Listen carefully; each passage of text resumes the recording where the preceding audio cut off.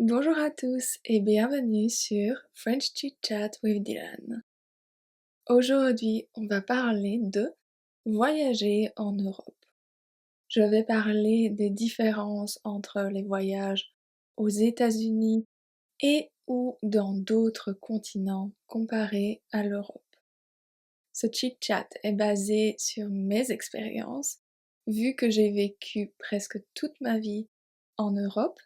J'ai ensuite habité en Océanie et depuis 2019, je vis en Amérique du Nord. N'oubliez pas de télécharger votre PDF gratuit, d'utiliser les sous-titres et de vous abonner à mon Patreon pour recevoir un cahier d'exercices avec chaque chit-chat. Dans ce chit-chat, on va parler des villes, de la taille des voitures, des langues, des restaurants et des toilettes. C'est parti. Les villes. Les villes européennes sont souvent surprenantes, surtout si vous vivez en Amérique du Nord. Les villes européennes sont des villes anciennes, qui ne sont pas très accessibles aux voitures. Elles ont été construites quand on se déplaçait à pied ou à cheval.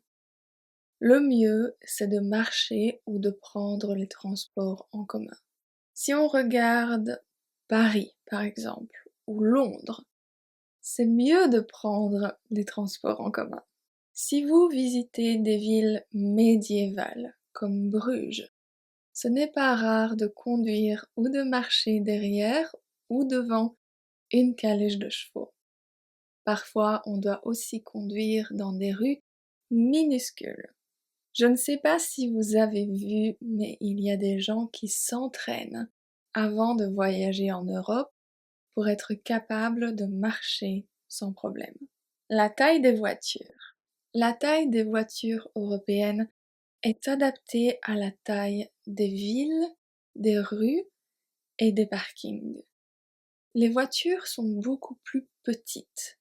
On dit qu'elles sont compactes.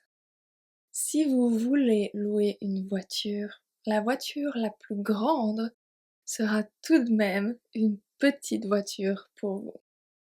Je conseille souvent de ne pas choisir trop grand si c'est disponible, car cela va être difficile de se garer et de conduire.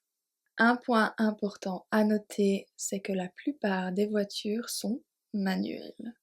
Si vous volez une voiture automatique, il faut le demander. Les langues. Si vous visitez une grande ville dans un pays qui n'est pas anglophone, ce ne sera pas trop compliqué de trouver des gens qui parlent anglais.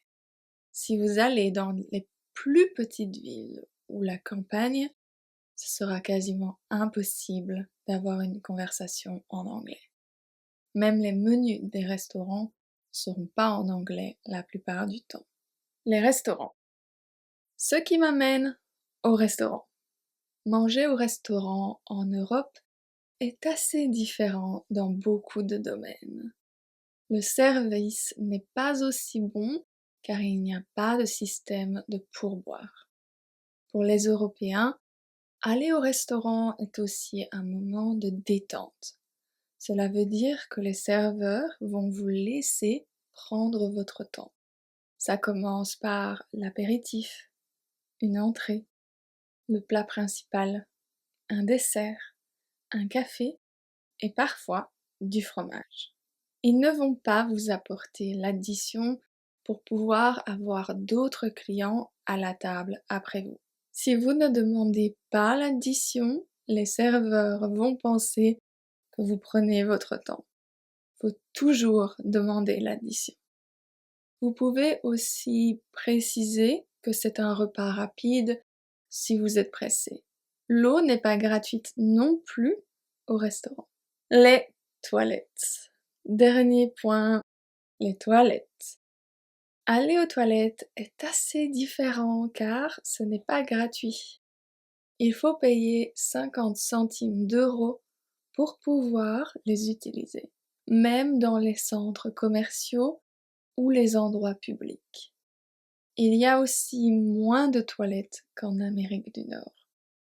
Pensez-y si vous visitez l'Europe cette année. C'est tout pour aujourd'hui. J'espère que vous avez aimé ce chit-chat. La semaine dernière, on a parlé d'IKEA, donc si vous avez raté la vidéo, je vais l'ajouter ici. Merci à mes patrons pour votre soutien et à vendredi prochain.